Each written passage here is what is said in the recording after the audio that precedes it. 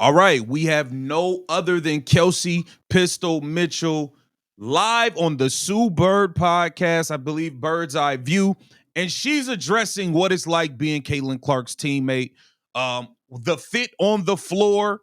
How are you fitting on the floor? Is this something that can work going forward? And you have to understand, we are walking into this in defense mode. I'm sorry, Kelsey. We rocked with you, but Stephanie White has drawn a line in the sand, and you know what side we are standing on.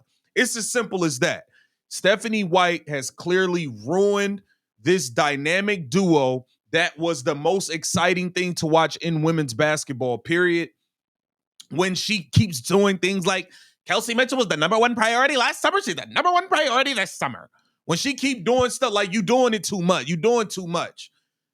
Stephanie White is the one who said she's building the team around Kelsey Mitchell. All right, well, if you're doing that, then we need to go elsewhere. So I'm interested to see what you're going to have to say. We got Kelsey Mitchell exposing the truth on what she feels it's like being in a tandem with Caitlin Clark, her presence in the locker room and on the floor. Let's take a look. Welcome to Keep the Vision. Make sure you like, comment, subscribe, share the channel, hit that bell notification, hype the video as always. Let's not play no games. Let's not waste no time.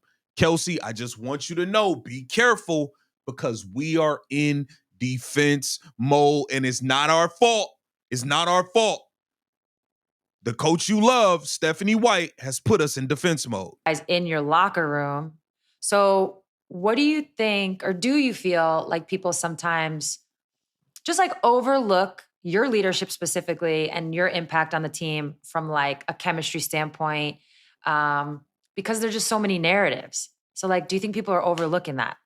I think that in a short, yeah. I think naturally, yes, because of the society, the social media, and how bad, people take to social media and abuse it for in the wrong realm of light. And so I think that's one part of it. But I also think that it was an adjustment period. And I talked to, the FIBA organization about this. It's like, I think it was an adjustment period that, we all should have adjusted to throughout the course of the organization. I think that, that was big for everybody. Pacers Entertainment, FIBA organization. I felt like at that time, there was a lot of, Yeah, there has to be an adjustment. You got the biggest star in women's sports coming onto the team. And it's now, and wherever she go, it's her show. So everybody got to find a role. Batman is there. You can be Robin, or y'all got to figure out what y'all gonna be. It's as simple as that. But obviously, there's a huge adjustment when Caitlin Clark joins the team. It sounds like Kelsey Mitchell had conversations with the ownership or the higher ups about what was about to take place or what was taking place. Let's all right. FIBA organization. I felt like at that time there was a lot of role playing that had to be situated. I feel like when something that big or someone that big who has that much impact comes into something, there are a lot of adjustments that people have to make on the floor, off the floor, in the locker room, in the training room. Just a lot of stuff is a lot of moving parts, and I think the biggest part that I respected about Caitlin is that everybody needed to play their role, including you. And you know what sucks is I feel like not the first year when you first, because Erica Wheeler was doing a lot of bonehead stuff that first year too, but she was a good teammate. That post-Olympic break, man, you and Caitlin Clark was like peanut butter and jelly, man. It was like, what I'm saying? It was like butter on toast. It was magical. It was magical. Like, it was a seamless fit. You were scoring 20-some a night. She's scoring 20-some a night, getting 10, 12 assists, 8 rebounds. Like, y'all putting on shows, scoring 100-plus points every single game. Like, it was must-see TV. And now it seems like it has been completely distorted. She never was bigger than the program. I don't know if that makes sense, but like, it wasn't like she wasn't trying to take over. It wasn't, I don't know how to explain that. You know what I'm trying to say though?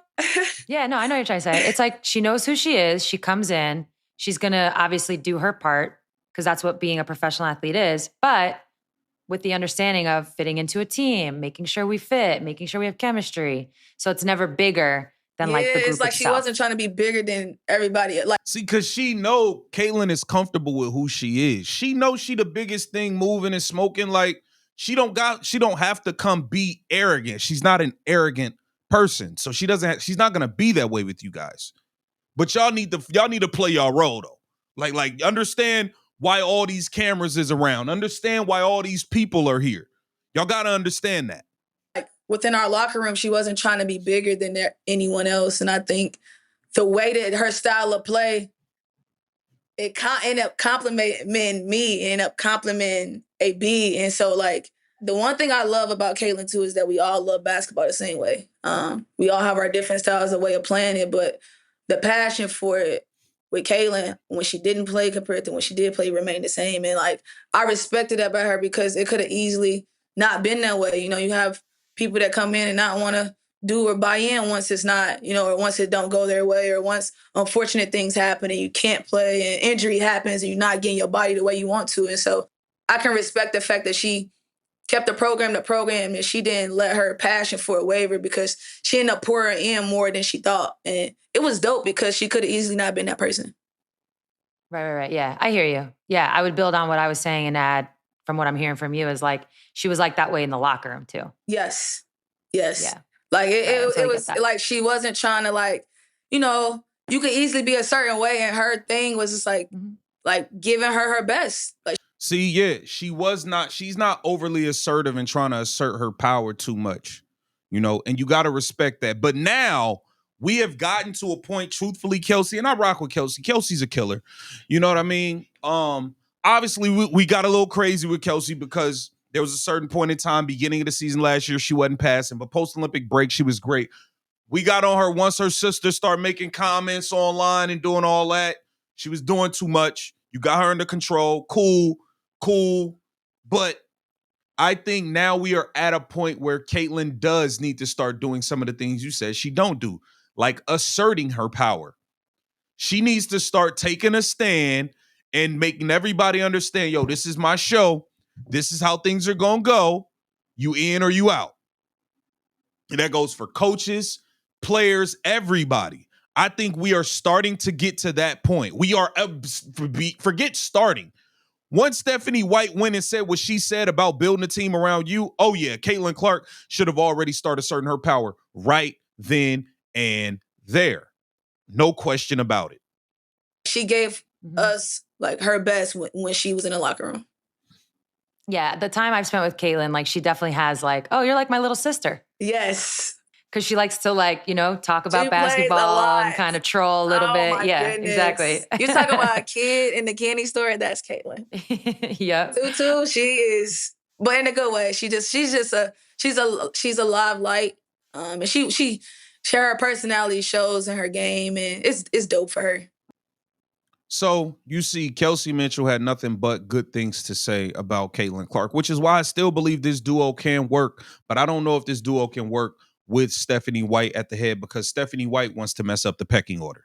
Stephanie White wants to mess up the pecking order and build and make this Kelsey Mitchell's team when that's just not what it is. Get down in the comments and let me know what you think about this. This is Keep the Vision. Make sure you like, comment, subscribe, and share the channel.